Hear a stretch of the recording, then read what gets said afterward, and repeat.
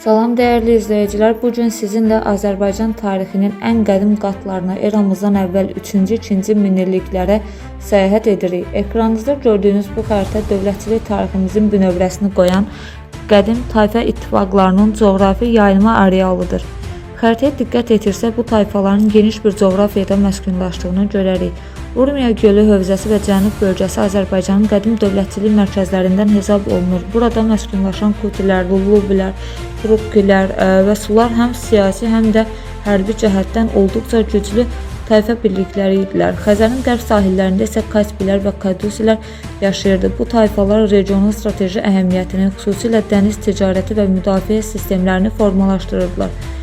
Deməli, şimal bölgəsində Araz və Kür çayları hövzəsində isə Gərgilər və Naxçılar kimi qədim türk mənşəli tayfalarımız məskunlaşmışdı.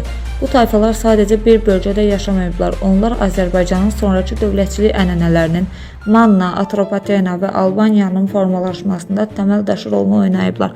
Tarix dərslərimizdə bu mövzuları daha dərindən analiz edəcəyik. İzlədiyiniz üçün təşəkkürlər.